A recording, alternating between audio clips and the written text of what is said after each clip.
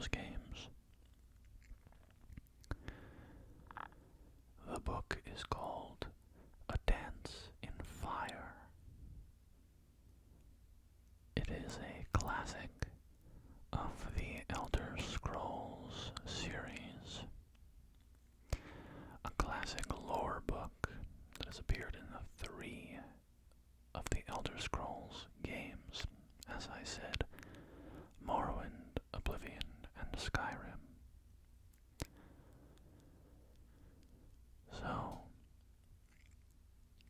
I thought we could read through it today, or at least the first half, and we can finish it off in another video.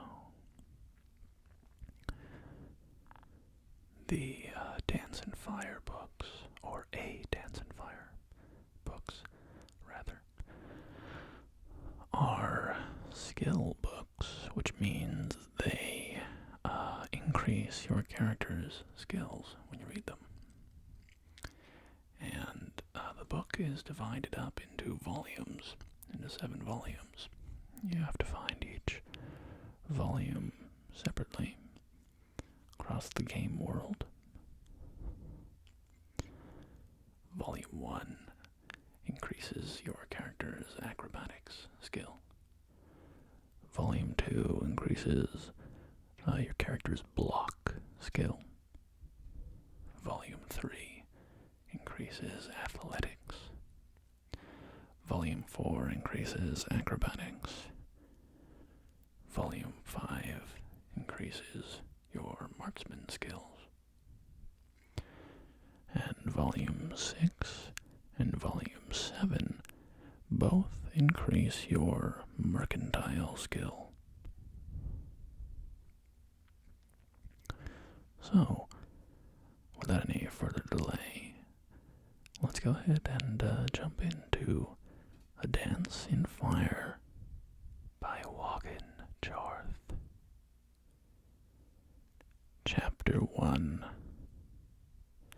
Scene: the Imperial City, Cyrodiil. Date: 7 Frostfall, 3rd Era, 397. It seemed as if the palace had always housed the Atreus Building Commission, the company of clerks and estate agents who authored and notarized nearly every construction of any note in the empire.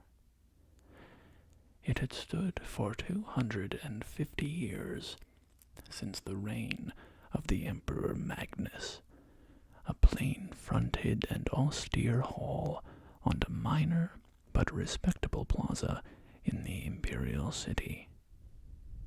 Energetic and ambitious middle-class lads and ladies worked there, as well as complacent middle-aged ones, like Decumus Scotti. No one could imagine a world without the Commission, least of all Scotti.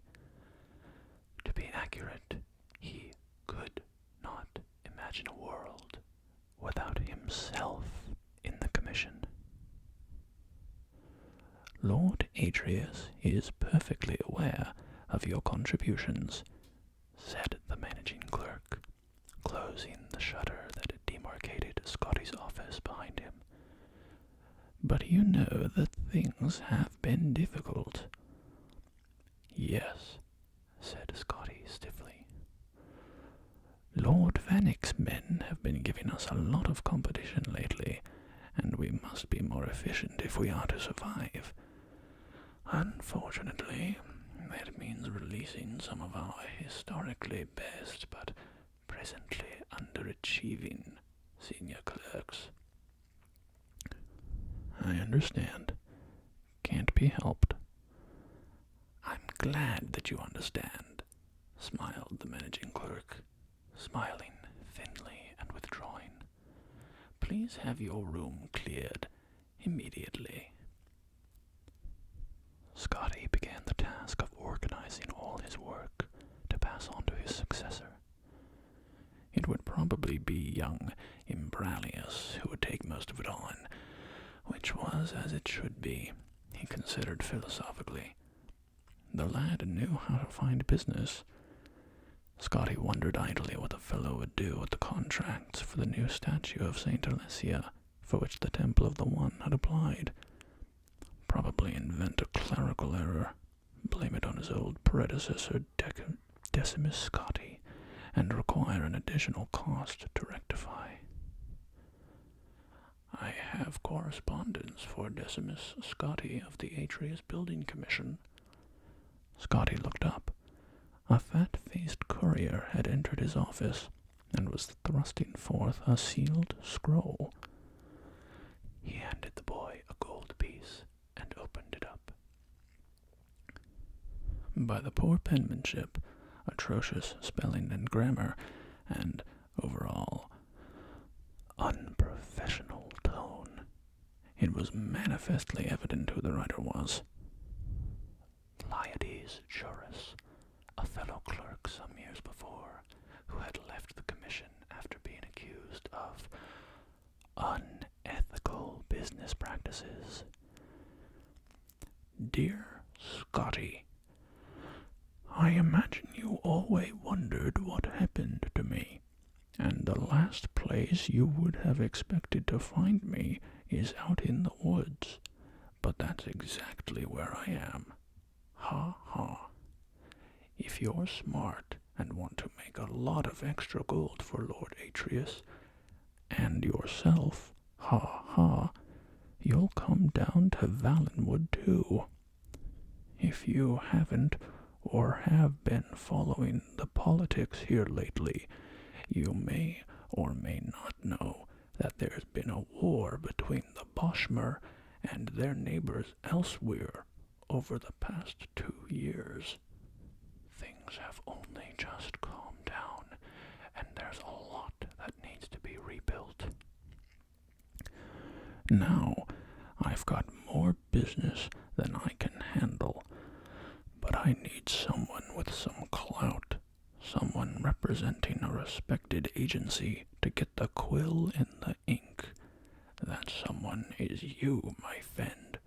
Come and meet me at the Mother Pascos Tavern in Fenesy, Valenwood.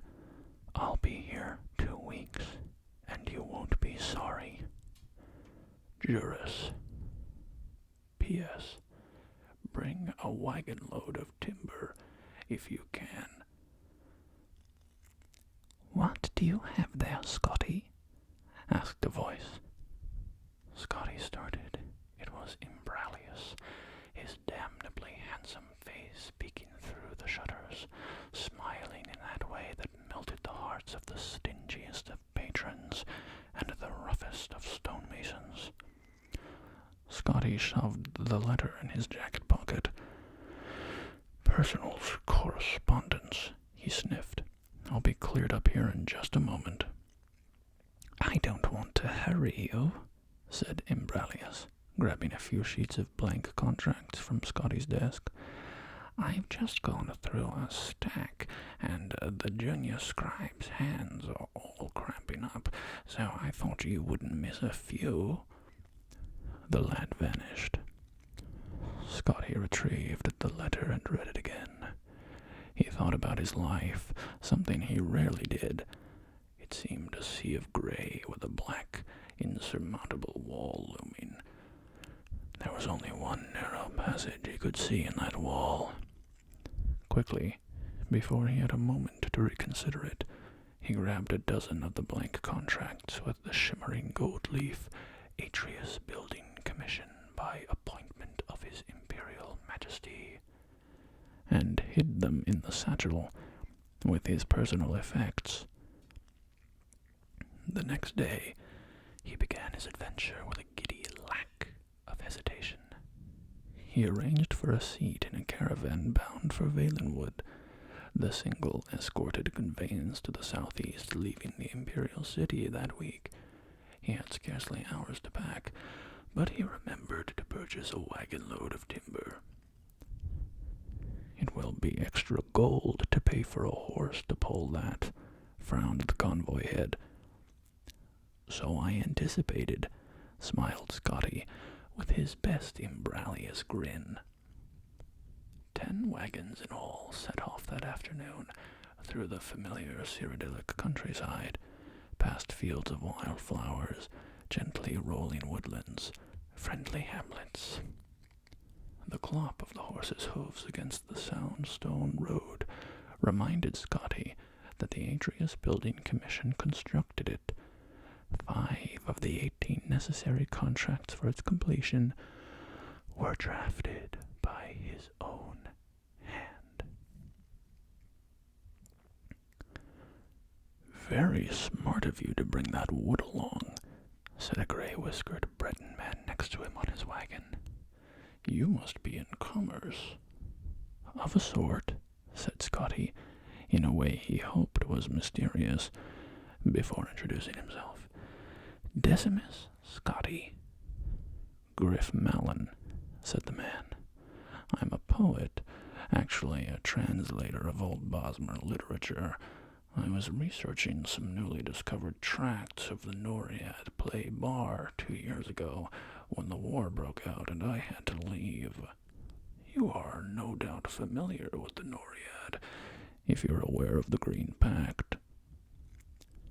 Scotti thought the man might be speaking perfect gibberish, but he nodded his head. "Naturally, I don't pretend that the Noriad is as renowned as the May Aladian or as ancient as the Dansir Gul, but I think it has a remarkable significance to understanding the nature of the Merolithic Bosmer mind. The origin of the wood elf aversion to cutting their own wood or eating any plant material at all, yet paradoxically their willingness to import plant stuff from other cultures, I feel can be linked to a passage in the Noriad." Malin shuffled through some of his papers, searching for the appropriate text. To Scotty's vast relief, the carriage soon stopped to camp for the night. They were high on a bluff over a gray stream, and before them was the great valley of Valenwood. Only the cry of seabirds declared the presence of the ocean to the bay to the west. Here the timber was so tall and wide, twisting around itself like an impossible knot begun eons ago, to be impenetrable. A few more modest trees, only 50 feet to the lowest branches, stood on the cliff at the edge of camp. The sight was so alien to Scotti, and he found himself so anxious about the proposition of entering the wilderness that he could not imagine sleeping. Fortunately, Malin had supposed he had found another academic with a passion for the riddles of ancient cultures.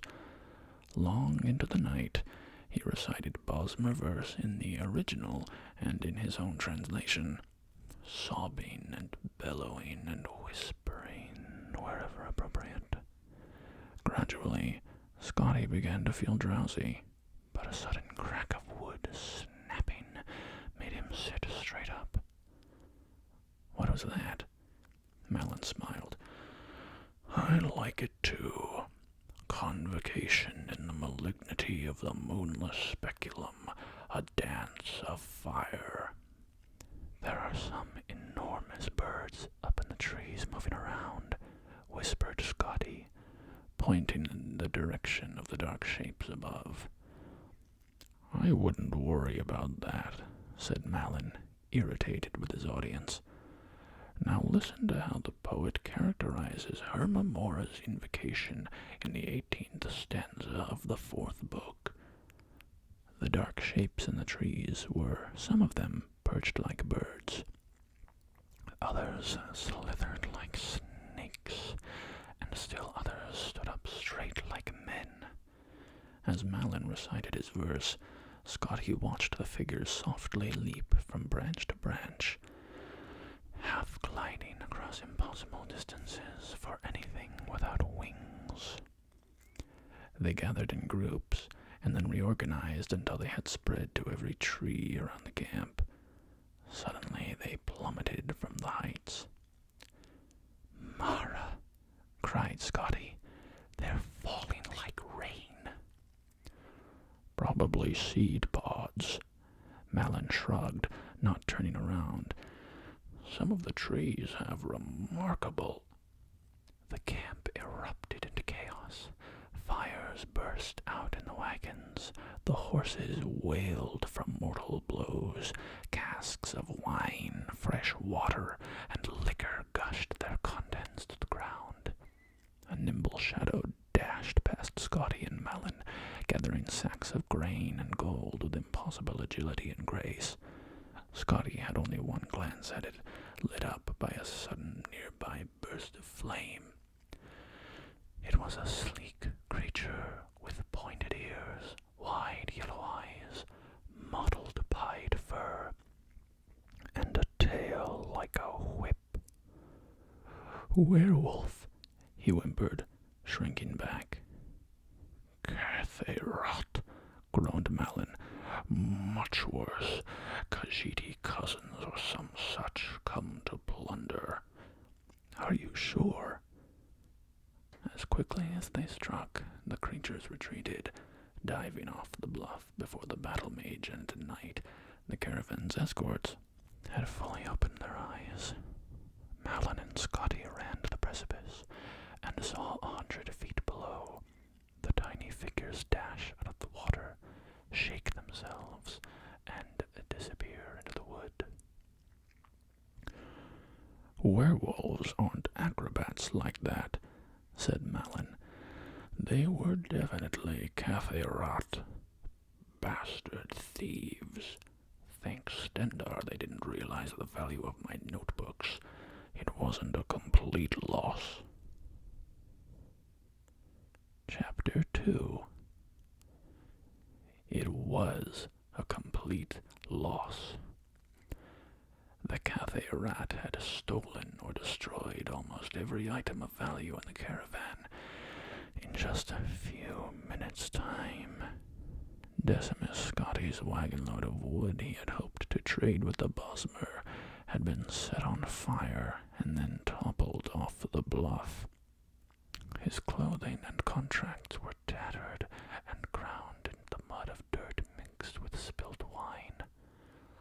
All the pilgrims, merchants, and adventurers in the group moaned and wept as they gathered the remnants of their belongings by the rising sun of the dawn. "I best not tell anyone that I managed to hold on to my notes for my translation of the Noriad play bar," whispered the poet Griff Malin. "They'd probably turn on me." Scotti politely declined the opportunity of telling Malin just how little value he himself placed on the man's property. Instead, he counted the coins in his purse. 34 gold pieces. Very little indeed for an entrepreneur beginning a new business. "Oi!" came a cry from the woods. A small party of Bosmer emerged from the thicket, clad in leather mail and bearing arms. "Friend or foe?" "Neither," growled the convoy head. "You must be the Cyrodiils," laughed the leader of the group, a tall, skeleton, thin youth with a sharp, vulpine face. "We heard you were en route. Evidently, so did our enemies." "I thought the war was over," muttered one of the caravan's now ruined merchants. The Bosmer laughed again. "No act of war, just a little border enterprise. You are going on to Falanesti." "I'm not." The convoy head shook his head. "As far as I'm concerned, my duty is done. No more horses, no more caravan. Just a fat profit loss to me." The men and women crowded around the man, protesting, threatening, begging. But he refused to step foot in Valenwood, If these were the new times of peace, he said, he'd rather come back for the next war. Scotti tried a different route and approached the Bosmer. He spoke with an authoritative but friendly voice, the kind he used in negotiations with peevish carpenters. "I don't suppose you'd consider escorting me to Fenesy. I'm a representative for an important Imperial agency, the Atreus Building Commission, here to help repair and alleviate some of the problems the war with the Khajiit brought to your province. Patriotism, 20 gold pieces, and you must carry your own gear, if you have any left," replied the Bosmer. Scotti reflected that negotiations with peevish carpenters rarely went his way either. 6 eager people had enough gold on them for payment. Among those without funds was the poet, who appealed to Scotti for assistance. "I'm sorry, Griff, I only have 14 gold left over. Not even enough for a decent room when I get to Fenesy. I really would help you if I could," said Scotti, persuading himself that it was true. The band of 6 and their Bosmer escorts began the descent down a rocky path along the bluff. Within an hour's time, they were deep in the jungles of Valenwood. A never-ending canopy of hues of greens and browns obscured the sky. A millennia's worth of fallen leaves formed a deep, wormy sea of putrefaction beneath their feet. Several miles were crossed wading through the slime. For several more, they took a labyrinthian path across fallen branches and the low-hanging boughs of giant trees. All the while, hour after hour, the inexhaustible Bosmer host moved so fast the Cyrodiils struggled to keep from being left behind. A red-faced little merchant with short legs took a bad step on a rotten branch and nearly fell. His fellow provincials had to help him up. The Bosmer paused only a moment, their eyes continually darting to the shadows in the trees above, before moving on at their usual expeditious pace. "What are they so nervous about?" wheezed the merchant irritably. "More Cathay rat." "Don't be ridiculous," laughed the Bosmer unconvincingly. "Khajiit this far into Valenwood, in times of peace, they'd never dare." When the group passed high enough above the swamp that the smell was somewhat dissipated, Scotti felt a sudden pang of hunger. He was used to 4 meals a day in the Cyrodiilic custom. Hours of non-stop exertion without food was not part of his regimen as a comfortably paid clerk. He pondered, feeling somewhat delirious, how long they had been trotting through the jungle. 12 hours, 20, a week. Time was meaningless. Sunlight was only sporadic through the vegetative ceiling. Phosphorescent molds on the trees and in the muck below provided the only regular illumination. "Is it at all possible for us to rest and eat?" he hollered to his host up ahead. "We're near to Fenesy," came the echoing reply. "Lots of food there." The path continued upward for several hours more, across a clot of fallen logs, rising up to the first, and then the second boughs of the tree line. As they rounded a long corner, the travelers found themselves midway up a waterfall that fell 100 feet or more. No one had the energy to complain as they began pulling up the stacks of rocks, agonizing foot by foot.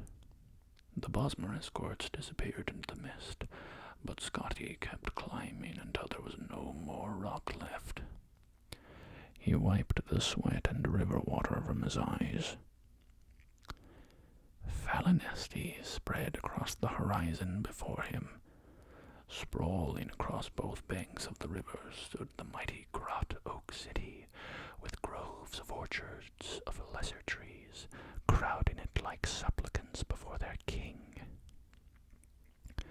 At a lesser scale, the tree that formed the moving city would have been extraordinary, gnarled and twisted with a gorgeous crown of gold and green, dripping with vines and shining with sap.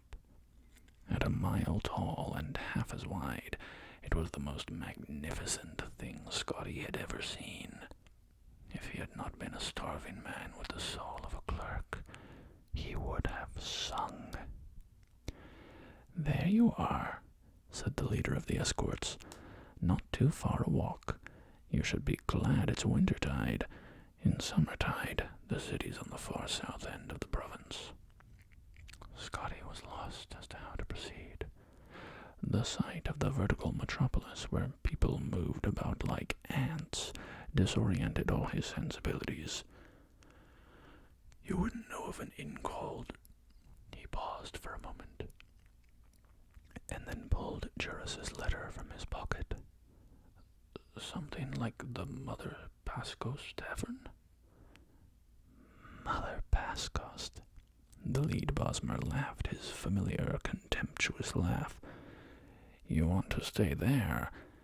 Visitors always prefer the Asia Hall in the top bows. It's expensive, but very nice." "I'm meeting someone at Mother Pasco's Tavern."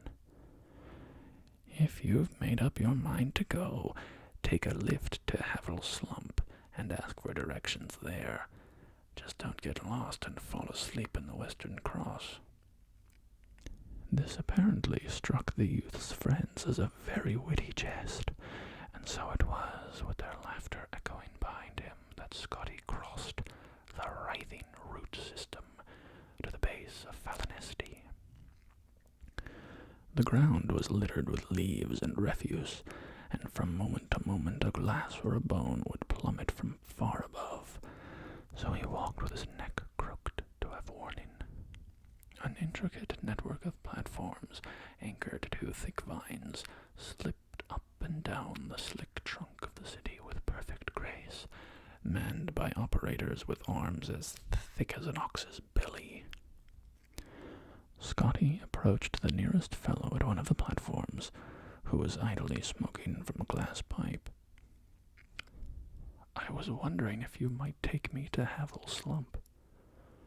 The mayor nodded, and within a few minutes' time, Scotti was 200 feet in the air, at a crook between two mighty branches. Curled webs of moss stretched unevenly across the fork, forming a sharing roof for several dozen small buildings. There were only a few souls in the alley, but around the bend ahead he could hear the sound of music and people. Scotti tipped the Fenesy platform ferryman a gold piece and asked for the location of Mother Pasco's Tavern. "Straight ahead of you, sir, but you won't find anyone there," the ferryman explained, pointing in the direction of the noise. "Morndas, everyone in Havel Slump has revelry." Scotti walked carefully along the narrow street. Though the ground felt as solid as the marble avenues of the Imperial city, there were slick cracks in the bark that exposed fatal drops into the river. He took a moment to sit down, to rest, and get used to the view from the heights. It was a beautiful day for certain, but it took Scotti only a few minutes of contemplation to rise up in alarm. A jolly little raft anchored downstream below him had distinctly moved several inches while he watched it. But it hadn't moved at all. He had, together with everything around him. It was no metaphor. The city of Fenesy walked, and considering its size, it moved quickly. Scotti rose to his feet and into a cloud of smoke that drifted out from around the bend. It was the most delicious roast he had ever smelled. The clerk forgot his fear and ran. The revelry, as the ferryman had termed it, took place on an enormous platform tied to the tree, wide enough to be a plaza in any other city. A fantastic assortment of the most amazing people Scotti had ever seen were jammed shoulder to shoulder together. Many eating, many more drinking, and some dancing to a lutist and singer perched on an offshoot above the crowd. They were largely Bosmer, true natives clad in colorful leather and bones, with a close minority of orcs. Whirling through the throng, dancing and bellowing at one another, were a hideous ape people. A few heads popping over the top of the crowd belonged not, as Scotti first assumed, to very tall people, but to a family of centaurs. "Care for some mutton?" queried a wizened old mare who had roasted an enormous beast on some red-hot rocks.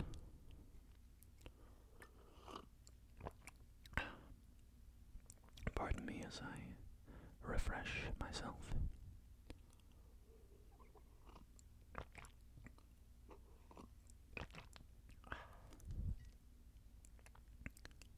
Scotti quickly paid him a gold piece and devoured the leg he was given. And then another gold piece and another leg. The fellow chuckled when Scotti began choking on a piece of gristle and handed him a mug of a frothing white drink. He drank it and felt a quiver run through his body, as if he were being tickled. "What is that?" Scotti asked. "Jaga, fermented pig's milk. I can let you have a flagon of it and a bit more mutton for another gold." Scotti agreed, paid, gobbled down the meat, and took the flagon with him as he slipped into the crowd. His co-worker, Leides Juris, the man who had told him to come to Valenwood, was nowhere to be seen. When the flagon was a quarter empty, Scotti stopped looking for Juris. When it was half empty, he was dancing with the group, oblivious to the broken planks and gaps in the fence-work. At 3/4 empty, he was trading jokes with a group of creatures whose language was completely alien to him. By the time the flagon was completely drained, he was asleep, snoring, while the revelry continued on all around his supine body. The next morning, still asleep, Scotti had the sensation of someone kissing him. He made a face to return the favor, but a pain like fire spread through his chest and forced him to open his eyes. There was an insect the size of a large calf sitting on him, crushing him, its spiky legs holding him down, while a central spiral-bladed vortex of a mouth tore through his shirt. He screamed and thrashed, but the beast was too strong. It had found its meal, and it was going to finish it. "It's over," thought Scotti wildly. "I should never have left home. I could have stayed in the city, and perhaps found work with Lord Vanek. I could have begun again as a junior clerk, and worked my way up." Suddenly, the mouth released itself. The creature shivered once, expelled a burst of yellow bile, and died. "Got one," cried a voice, not too distantly. For a moment, Scotti lay still. His head throbbed and his chest burned. Out of the corner of his eye, he saw movement. Another of the horrible monsters was scurrying towards him. He scrambled, trying to push himself free. But before he could come out, there was the sound of a bow cracking, and an arrow pierced the second insect. "Good shot," cried another voice. "Get the first one again. I just saw it move a little." This time, Scotti felt the impact of the bolt hit the carcass. He cried out, but he could hear how muffled his voice was by the beetle's body. Cautiously, he tried sliding a foot out and rolling under. But the movement apparently had the effect of convincing the archers that the creature still lived. A volley of arrows was launched forth. Now the beast was sufficiently perforated so pools of its blood, and likely the blood of its victims, began to seep out onto Scotty's body. When Scotti was a lad, before he grew too sophisticated for such sports, he had often gone to the Imperial arena for the competitions of war. He recalled a great veteran of the fights when asked, telling him his secret. "Whenever I'm in doubt of what to do, and I have a shield, I stay behind it." Scotti followed that advice. After an hour, when he no longer heard arrows being fired, he threw aside the remains of the bug and leapt as quickly as he could to a stand. It was not a moment too soon. A gang of 8 archers had their bows pointing his direction, ready to fire. When they saw him, they laughed. "Didn't anyone ever tell you not to sleep in the Western Cross? How are we going to exterminate all the Horvers if you drunks keep feeding them?" Scotti shook his head and walked back along the platform round the bend to Havel Slump. He was bloodied and torn and tired, and he had far too much fermented pig's milk. All he wanted was a proper place to lie down. He stepped into Mother Pascost's tavern, a dank place, wet with sap, smelling of mildew. "My name is Decumus Scotti," he said. "I was hoping you have someone named Juris staying here." "Decumus Scotti?" pondered the fleshy proprietress, Mother Pascost herself. "I've heard that name. Oh, you must be the fellow he left the note for. Let me go see if I can find it." Chapter 3.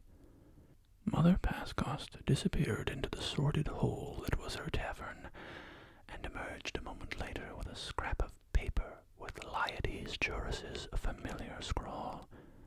Decumus Scotti held it up before a patch of sunlight that had found its way through the massive boughs of the tree city, and read, "Scotti, so you made it to Valenwood. Congratulations. I'm sure you had quite a adventure getting here. Unfortunately, I'm not here anymore, as you probably guess. There's a town downriver called Ayemeth. Get a boat and join me. It's ideal. I hope you brought a lot of contracts, 'cause these people need a lot of building done. They were close to the war, you see, but not so close that they don't have any money left to pay. Ha ha. Meet me down here as soon as you can. Juris." So, Scotti pondered. Juris had left Valenesti and gone to some place called Athy. Given his poor penmanship and ghastly spelling, it could equally well be Athy, Affy, Orthry, Imthry, Eartha, or Crackamaca.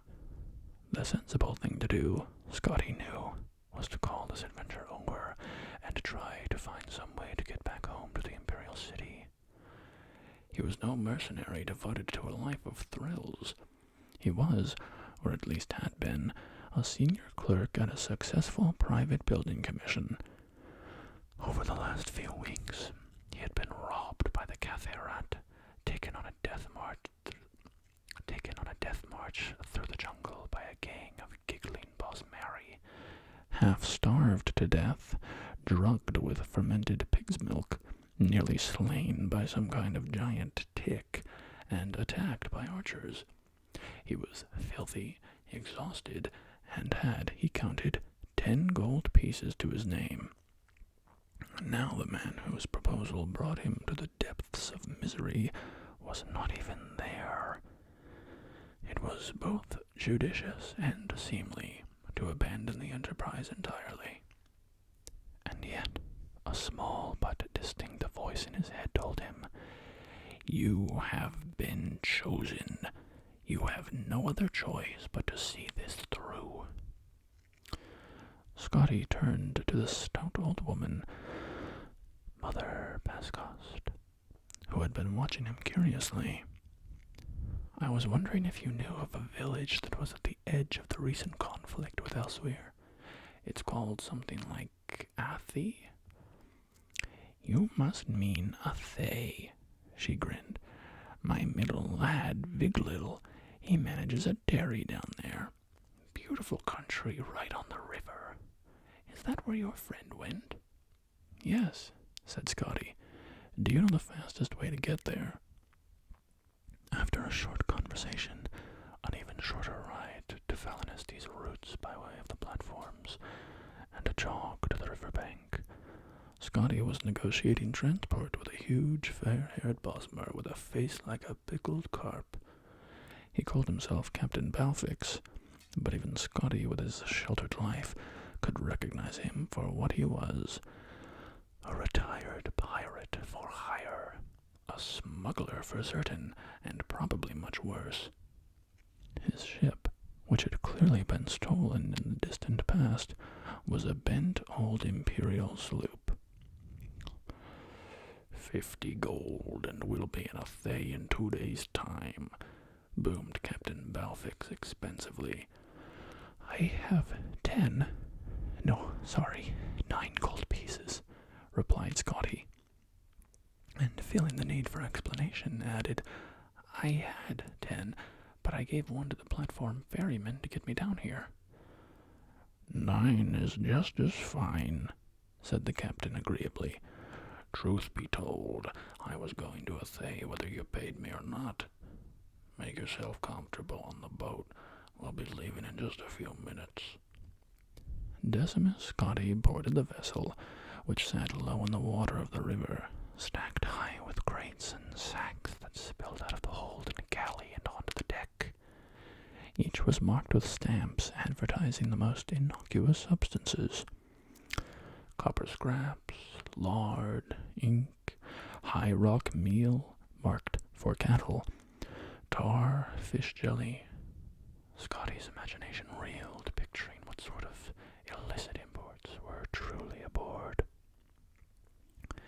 It took more than those few minutes for Captain Balfix to haul in the rest of his cargo, but in an hour the anchor was up, and they were sailing downriver towards Athay.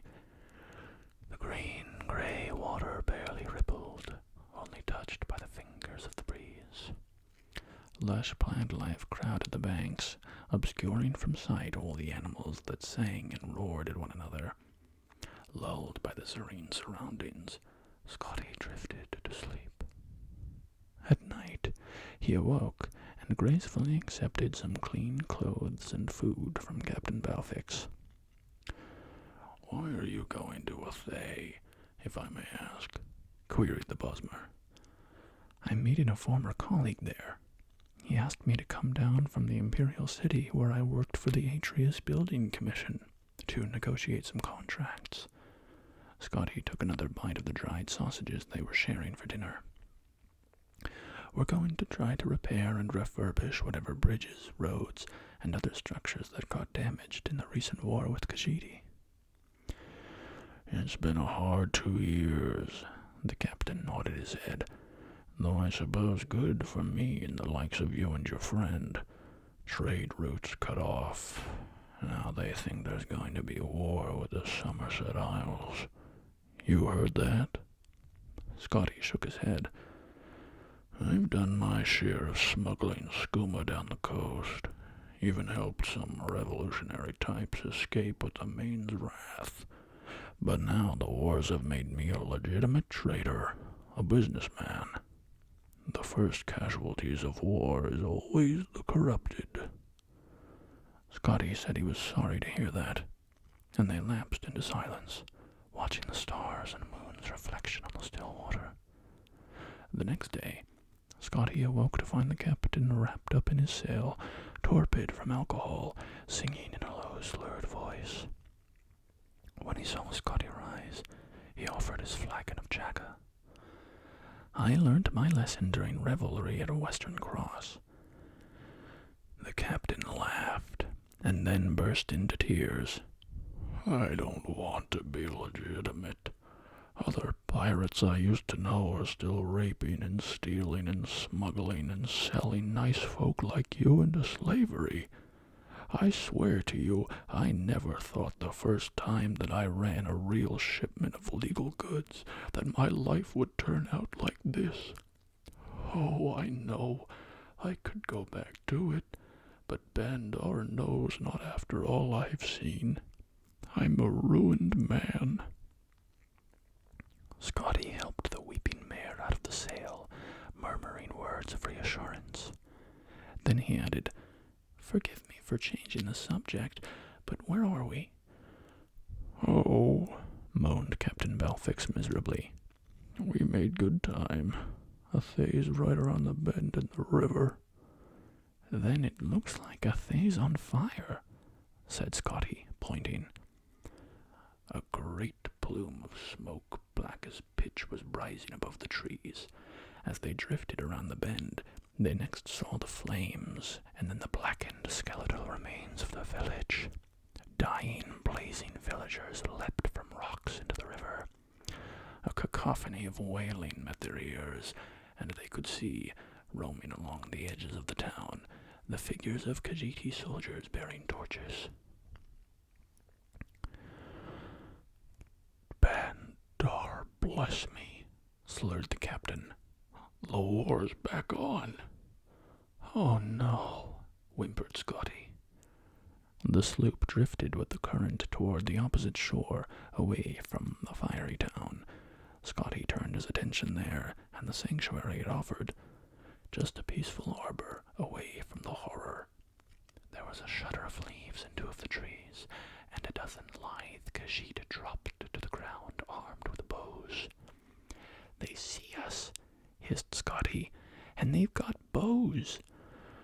Well, of course they have bows, snarled Captain Balfix. We Bosmer may have invented the bloody things, but we didn't think to keep them secret, you bloody bureaucrat. Now they're setting their arrows on fire. Yes, they do that sometimes. Captain, they're shooting at us. They're shooting at us with flaming arrows. So they are, the captain agreed. The aim here is to avoid being hit. But hit they were, and very shortly thereafter. Even worse, the second volley of arrows hit the supply of pitch, which ignited in a tremendous blue blaze. Scotti grabbed Captain Balfix, and they leapt overboard just before the ship and all its cargo disintegrated. The shock of the cold water brought the Bosmer into temporary sobriety. He called to Scotti, who was already swimming as fast as he could toward the bend. Master Decimus, where do you think you're swimming to? Back to Fenesy, cried Scotti. It will take you days, and by the time you get there, everyone will know about the attack on Athay. They'll never let anyone they don't know in. The closest village downriver is Grenos. Maybe they'll give us shelter. Scotti swam back to the captain, and side by side they began paddling in the middle of the river, past the burning residuum of the village. He thanked Mara that he had learned to swim. Many a Cyrodiil did not, as largely landlocked as the Imperial province was. Had he been raised in Mirkarap or Artemon, he might have been doomed, but the Imperial city itself was encircled by water, and every lad and lass there knew how to cross without a boat, even those who grew up to be clerks, and not adventurers. Captain Balfix's sobriety faded as he grew used to the water's temperature. Even in wintertide, the Xylero River was fairly temperate, and after a fashion even comfortable. The Bosmer's strokes were uneven, and he'd stray closer to Scotti, and then farther away, pushing ahead and then falling behind. Scotti looked to the shore to his right. The flames had caught the trees like tinder. Behind them was an inferno with which they were barely keeping pace. To the shore on their left, all looked fair, until he saw a tremble in the river reeds, and then what caused it? A bride of the largest cats he had ever seen. They were auburn-haired, green-eyed beasts with jaws and teeth to match his wildest nightmares, and they were watching the two swimmers and keeping pace. "Captain Balfix, we can't go to either that shore or the other one, or we'll be parboiled or eaten," Scotti whispered.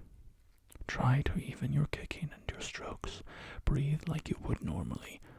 If you are feeling tired, tell me, and we'll float on our backs for a while." Anyone who has had the experience of giving rational advice to a drunkard would understand the hopelessness. Scotti kept pace with the captain, slowing himself, quickening, drifting left and right, and while the Bosmer moaned old ditties from his pirate days. When he wasn't watching his companion, he watched the cats on the shore. After a stretch, he turned to his right. Another village had caught fire. Undoubtedly it was Grenos. Scotti stared at the blazing fury, awed by the sight of the destruction, and did not hear that the captain had ceased to sing. When he turned back, Captain Balfix was gone. Scotti dove into the murky depths of the river over and over again. There was nothing to be done. When he surfaced after his final search, he saw that the giant cats had moved on, perhaps assuming that he too had drowned. He continued his lonely swim downriver. A tributary, he noted, had formed a final barrier, keeping the flames from spreading further, but there were no more towns. After several hours, he began to ponder the wisdom of going ashore. Which shore was the question? He was spared the decision. Ahead of him was a rocky island with a bonfire. He did not know if he were intruding on a party of Bosmeri or Khajiiti, only that he could swim no more. With straining, aching muscles, he pulled himself onto the rocks. They were Bosmer refugees, he gathered, even before they told him. Roasting over the fire was the remains of one of the giant cats that had been stalking him through the jungle on the opposite shore. "Cinch tiger," said one of the young warriors ravenously. "It's no animal. It's as smart as any Cathay rat or Ohms or any other bleeding Khajiiti. Pity this one drowned. I would have gladly killed it. You'll like the meat, though. Sweet, from all the sugar these asses eat." Scotti did not know if he was capable of eating a creature as intelligent as a man or mare, but he surprised himself, as he had done several times over the last days. It was rich, succulent, and sweet, like sugared pork, but no seasonings had been added. He surveyed the crowd as he ate, a sad lot, some still weeping for lost family members. They were the survivors of both the villages of Grenos and Athay, and war was on every person's lips. Why had the Khajiiti attacked again? Why specifically directed at Scotti as a Cyrodiil? Why was the Emperor not enforcing peace in his provinces? "I was to meet another Cyrodiil," he said to a Bosmer maiden, who he understood to be from Athay. "His name was Lyades Juras. I don't suppose you know what might have happened to him." "I don't know your friend, but there were many Cyrodiils in Athay when the fire came," said the girl. "Some of them, I think, left quickly. They were going to Fenesy, inland, in the jungle. I am going there tomorrow. So are many of us. If you wish, you may come as well." Decumus Scotti nodded solemnly. He made himself as comfortable as he could in the stony ground of the river island, and somehow, after much effort, he fell asleep. But he did not sleep well. And with that, I think we will end our reading of A Dance in Fire.